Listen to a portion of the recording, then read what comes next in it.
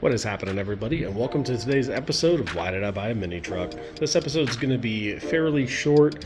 Just want to give you guys a little update on some of the things that we've been working on in here in the shop. So, what I've got going on with the hood is now primed.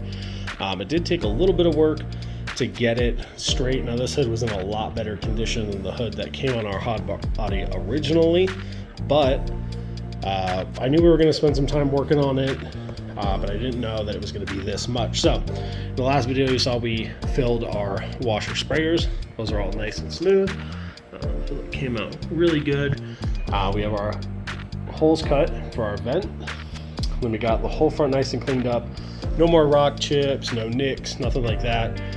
It is nice and smooth. I did, however, notice when I primed it that I had unfortunately missed a small little portion here. So you can see right here in this corner, I totally missed this spot. The whole rest of this is great, but just this little section.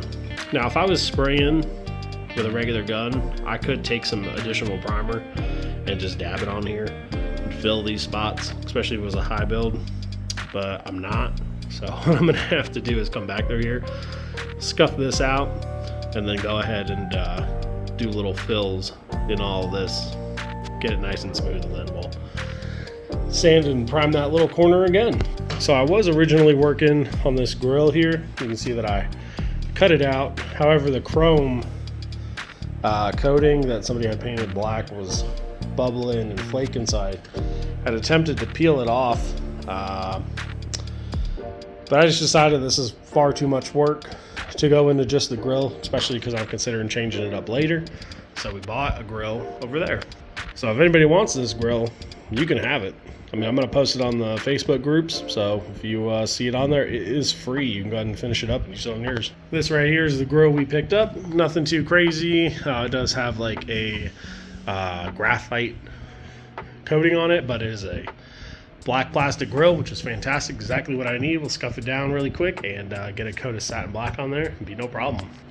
And on the tailgate here, I went ahead and bed lined the sides, the underneath, and also the top cap. I did have it masked off under there, but basically I just sprayed my bed liner on here. Now you might be asking yourself, why does it look so rough? Well, that is because, one, you probably aren't going to see a majority of this bed.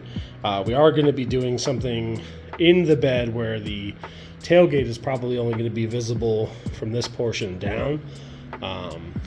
But I'm not going to probably keep this tailgate. There's a few reasons behind that. First and foremost, what I'd like to do eventually is I would like to completely close the bed, so no more tailgate at all. And when I do that, instead of using this gate, we're just going to go ahead and bead roll a nice panel on the inside. We're just going to do a nice smooth panel on the outside. We won't open anymore. That'll be down the road. I do have some ideas as far as a wing goes. However, we are going to be running, while we run this tailgate, the Roadie Fab tailgate spoiler. I'm very excited for that to come in. Should be really nice on here, but for now, I think it's perfectly fine. It's not going to look the prettiest, but at the same time, I mean, if I really wanted just to hide this mess, I could just get myself a nice stainless steel panel, put a cool design in it, and just rivet it on the back side here, and you'd never even see any of this. But I like to be transparent during the whole build, so this is what it looks like right now. On the other side of this, it is all stripped down. So I had an issue with the filler I put down. It's probably user error, but the filler didn't harden as well as I would like it to, so I wanted to go sand it. Basically just kept gumming up the sandpaper. So what I ended up doing, which I should have done from the beginning, was I had used a paint stripper on the other side here, and I just stripped it all the way down, took off all the filler. This is the stuff I used right here. Took a couple coats, but it's all done. So when this is all nice and dry, I'm gonna go ahead and flip it over, and I'm gonna get to cracking on the other side. Now, I was gonna put this bumper on our truck. However, we have other plans. It looks like The body kit that I have been kind of working on a little bit in the background should be ready for this truck.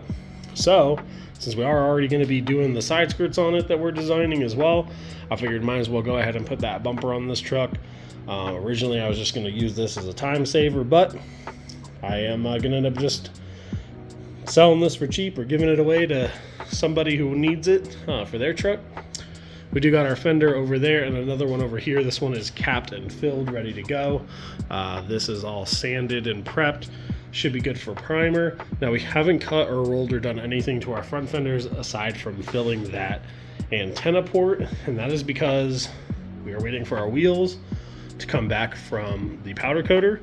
So I'm very excited about that. I cannot wait to show you guys what they look like. They are going to be amazing.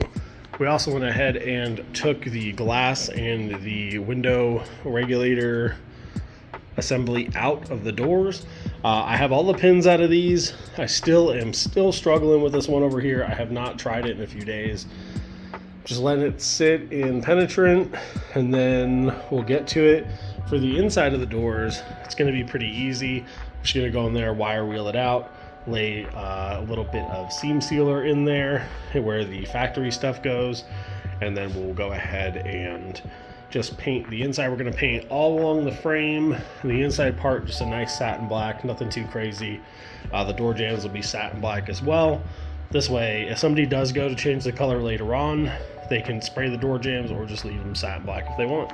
Now there is quite a laundry list of things that are off to powder coat right now. Not only do we have our rims out there, but we also have the trim that goes around our windshield, our vents, our interior door handles are there, our front bumper mounts are there. For our bash bar is also there, our air tank.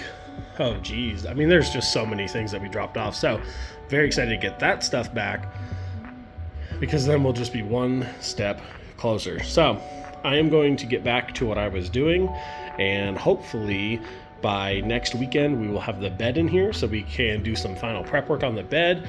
Hopefully we'll have our wheels and tires back so we can go ahead and trim up our fenders and make sure our flares are good front and rear, and then we can go ahead and set our side skirts up, get all that stuff ready to go. The side skirts will be their own video so I can show you guys how I make them.